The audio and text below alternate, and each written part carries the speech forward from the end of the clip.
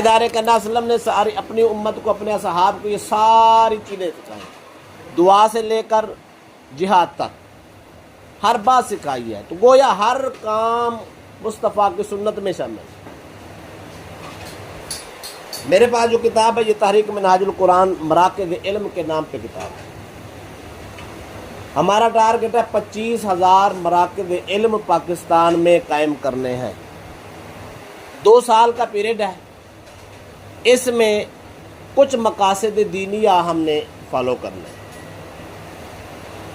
ان میں مقاصد میں سے سب سے پہلا مقصد ہے قرآن فہمی۔ 10 12 20 50 لوگوں کو ایک جگہ بٹھا کر خوبصورت ماحول دے کر ان کو تھوڑا تھوڑا قرآن سکھائیں، قرآن کا فہم دیں، ان کو پتہ چلے قرآن ہم سے کیا کہتا ہے، ہم نے قرآن سے کیا لینا ہے۔ اسی طرح رسول اللہ صلی اللہ علیہ وسلم کا عمل کیا تھا، آپ کی سیرت کیا تھی، آپ کا کردار کیا تھا، قرآن پہ عمل کیسا تھا، اور امت کے ساتھ معاملات و اخلاقیات کیسے۔ اسی طرح ایک مقصد یہ بھی ہے، ہم سب کا کلمے کے ناطے رسول اللہ صلی اللہ علیہ وسلم سے حبی اور عشقی تعلق ہے، اس کو مضبوط کرنا۔ یہ مضبوط کیسے ہوگا؟ اللہ اور اس کے رسول کی بات مانیں گے اور اس پہ عمل کریں گے۔ عمل کرنے سے اللہ رسول کی توجہات رحمت نصیب ہوتی ہیں، بندے کا یہ تعلق ایمانی مضبوط ہوتا ہے۔ ایک مقصد اس میں معاشرے کو اسوہ محمدی سکھانا ہے۔ رسول اللہ صلی اللہ علیہ وسلم کا امراء کے ساتھ معاملات کیسے تھے، غرباء کے ساتھ معاملات کیسے تھے، فیملی ریزن کیسا تھا، معاشرے میں معاملات کیسے تھے، بچوں کے ساتھ اخلاق کیسا تھا، بوڑھوں کے ساتھ معاملہ کیسا تھا، مرد و زن کے معاملات کو کس طرح ڈیل کرتے تھے۔ یہ ساری چیزیں ہم تھوڑا تھوڑا کر کے سیکھیں گے، ہماری زندگی میں ان کا کافی حصہ آ سکتا ہے۔ اس بات کی بہت ضرورت ہے۔ ایک مقصد اس میں اخلاقی اور روحانی امور کی ترغیب، تزکیہ نفس۔ ہم نے اپنے سوچوں کو، اپنے فکر کو پاک کیسے کرنا ہے، کون سا اعلیٰ کار ہوگا، کون سے ذرائع ہوں گے، کام تو ہم نے کرنا ہے۔ سوچ پاک ہو، اخلاص ہو تو اللہ پاک برکت بھی دے دیتا ہے، رزق بھی دے دیتا ہے۔ دنیا کا کام بھی ہو جاتا ہے، اس کے ساتھ ساتھ آخرت کا کام بھی ہو جاتا ہے۔ ایک مقصد ہمارا یہ بھی ہے کہ بنیادی فقہی مسائل جو روز مرہ ہمیں درپیش ہیں، وضو ہم نے 5 وقت کرنا ہے، وضو کرنے کا طریقہ آ جائے، پاکی اور پلیدی کا طریقہ آ جائے، بالغ اور نابالغ کو اپنے انداز زندگی آ جائیں کہ بلوغت سے پہلے کیا حقوق ہیں، انسان جوان ہو جائے تو کیسے حالات بدلتے ہیں، شریعت کیا احکام جاری کرتی ہے، ہم نے غسل کیسے کرنا ہے، واجبی غسل کیسے کرنا ہے، مستحب غسل کیسے کرنا ہے۔ یہ فقہی مسائل روز مرہ پیش ہیں۔ ہم گھر میں بیٹھے ہیں، کھانا کھا رہے ہیں، ہمیں کھانے کا آداب نہیں آتے، پانی 100 بار پیتے ہیں، پانی پینے کا پتہ نہیں ہے، گھر میں آ بھی رہے ہیں، جا بھی رہے ہیں، دوستوں کو مل رہے ہیں، ڈیلنگ کا سنت طریقے سے پتہ ہی نہیں ہے، کر رہے ہیں۔ ان ذاتی یہ بیسک اور چھوٹی چھوٹی باتیں ہوتی ہیں، اور سب سے زیادہ بنیادی اور حقیقی اور ضروری باتیں ہوتی ہیں، ان کو سکھانا مقصود ہے، وغیرہ وغیرہ۔ آج ہمارا چونکہ پہلا لیکچر ہے، اس میں ہم آداب تلاوت شروع کرتے ہیں۔ قرآن پاک کی تلاوت ہر آدمی کرتا ہے، کوئی تھوڑی کرے یا زیادہ کرے، کوئی روٹین سے ڈیلی سپارہ پڑھتا ہے، کچھ آدھا پڑھتا ہے، کوئی پاؤ پڑھتا ہے، کچھ صرف سورۃ یاسین کی تلاوت کرتے ہیں، پر ہر مسلمان قرآن پاک سے جو ریلیٹڈ ہے وہ ضرور مطالعہ کرتا ہے۔ تو آداب قرآن کیا ہے، آداب تلاوت کیا ہے، کون کون سی چیزیں فالو کرنی چاہیے قرآن پاک کی تلاوت کے وقت، یہ ساری باتیں یاد رکھنے والی اور غور سے سننے والی ہیں۔ نمبر 1، قرآن پاک کو پکڑنے اور براہ راست اس کو مس کرنے، ٹچ کرنے کے لیے واجب اور ضروری ہے کہ آدمی کو باوضو ہونا چاہیے۔ پہلا ادب کیا ہے قرآن پاک کی تلاوت کا؟ باوضو ہونا، باوضو ہو کر ہاتھ لگانا، قرآن اٹھانا، یہ پہلا ادب ہے۔ طہارت نہیں ہے، پاکیزگی نہیں ہے، ہم قرآن کو چھو نہیں سکتے۔ اگر چھوئیں گے تو گناہ گار ہو. قرآن اٹھایا تھا ثواب کے لیے، بے وضو اٹھایا تو گناہ ہو گیا. لہذا باوضو ہو کے اٹھانا یہ پہلا ادب ہے قرآن کا. نمبر 2، قرآن مجید کی تلاوت کا مقصد ہے فہم قرآن، قرآن کو سیکھنا، صرف ریڈنگ مقصد نہیں ہے. قرآن کو ترجمے سے پڑھنا، تو قرآن ہم سے کیا کہتا ہے، اللہ نے کیا پیغام بھیجا ہے، مصطفیٰ کے سینے سے نکل کے یہ کون سی بات ہمارے تک پہنچی ہے، اس بات کو سمجھنا. ایک سپارہ روزانہ ریڈنگ کرنا مقصد نہیں ہے. ایک رکوع پڑھ لو، ترجمے کے ساتھ پڑھ لو، پتہ چل جائے ہمارا رب ہم سے کیا کہتا ہے. نمبر 3، دوران تلاوت اپنے آپ کو یکسو رکھنا. جتنی دیر تلاوت کرنی ہے توجہ سے کرنی ہے. عدم توجہ کا شکار یہ نہیں ہے کہہ لگانا شروع کر دیں، کبھی اس کے ساتھ بات، کبھی اس کے ساتھ بات، پھر پڑھنا شروع کر دیں، پھر چھوڑ دیں، پھر باتیں شروع نہیں. یہ ادب قرآن کے خلاف ہے. یکسوئی سے کریں، تھوڑی دیر کریں یا زیادہ کریں، اس میں کوئی ٹینشن نہیں ہے. جتنی دیر قرآن پڑھنا ہے توجہ سے پڑھنا ہے، یکسو ہو کے پڑھنا ہے. قرآن پاک میں اللہ پاک نے خود فرمایا، بلکہ امام حسن بصری رضی اللہ تعالیٰ کا قول پیش کرتا ہوں.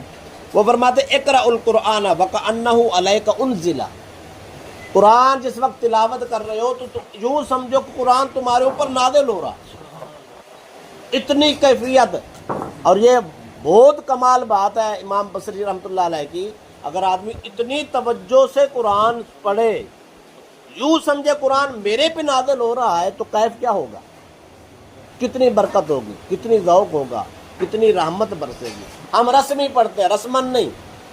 قرآن اتنی ادب اور محبت سے پڑھیں کہ یوں سمجھے قرآن ابھی نازل ہو رہا ہے، یہ اللہ مجھے یہ سب کچھ کہہ رہا ہے.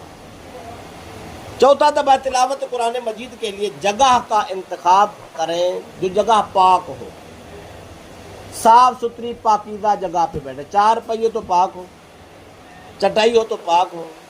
مسجد میں بیٹھے تو وہ ماشاءاللہ پہلے ہی پاک ہوتا ہے. جہاں بیٹھ کے قرآن پڑھنا ہے، کوئی آدمی دکاندار ہے، دکان پہ قرآن پڑھنا چاہتا ہے، اچھی اور خوبصورت اور پاک جگہ پہ بیٹھ کے قرآن پڑھے.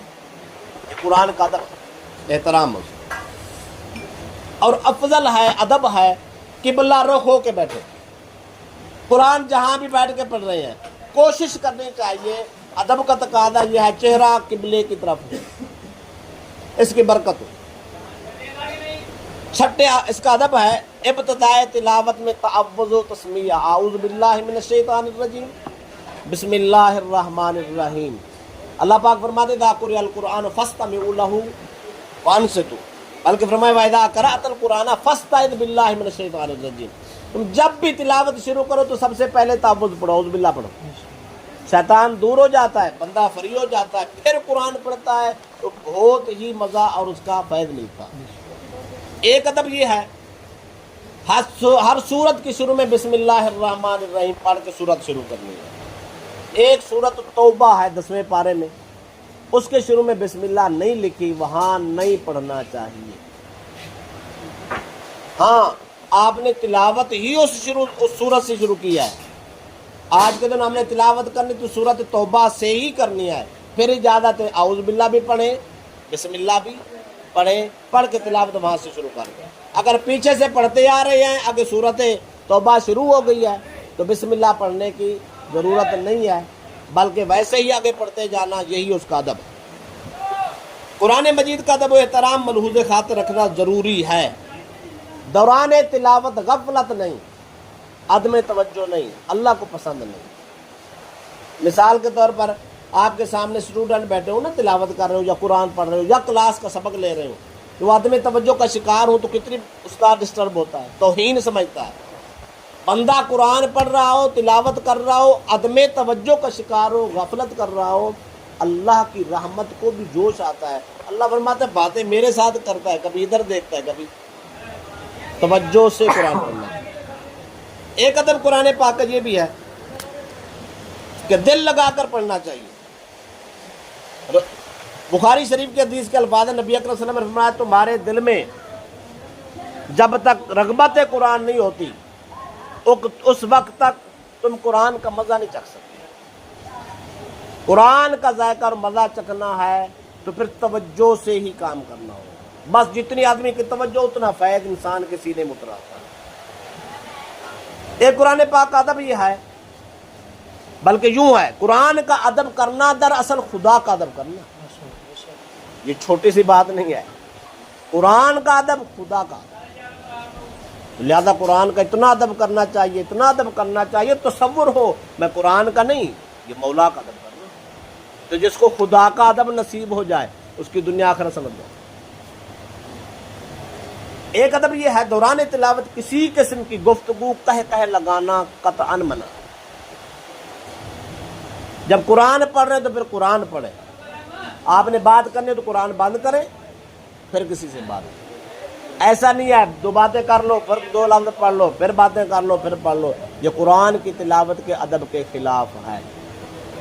ایک ادب ہے قرآن مجید پڑھتے وقت صحت لفظی کا خیال کرنا. صحت لفظی کا مطلب ہوتا ہے الفاظ کو سیکھیں، تجوید پڑھیں، مخارج صحیح کریں، ہا اور ہا کا فرق ہو، کاف اور قاف کا فرق ہو، تاکہ معنی درست ہو، قرآن کا اصل فیض حاصل ہو.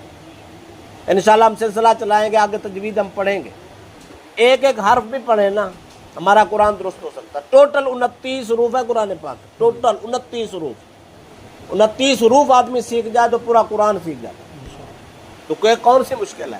کوئی مشکل نہیں ہے، ذوق ہونا چاہیے. آخری بات، قرآن پاک کو حسن صوت سے، خوبصورت آواز سے گنگنا کے پڑھنا چاہیے. اگر کسی آدمی کی سر ہے نا اس کو سر سے قرآن پڑھنا چاہیے. سر نہیں بھی پھر بھی ایک اپنی رم سے قرآن پڑھنا چاہیے. جو اس کو اللہ نے آواز دی اس میں گنگنا کر قرآن پڑھے، اللہ رسول کو بڑا پسند ہے. قرآن جتنا خوبصورتی سے پڑھتے ہیں اتنا انسان کا ذوق بڑھتا ہے، من ستھرا ہوتا ہے. اور قرآن پاک میں تدبر کرنا، ایک رکوع پڑھنا ہے ترجمے سے، دن کو سوچتے رہنا آج میں نے یہ بھی قرآن سے پڑھا، یہ بھی قرآن سے پڑھا، یہ بھی قرآن سے پڑھا، میں نے اس پہ عمل کیسے کرنا. یہ قرآن کے آداب ہیں.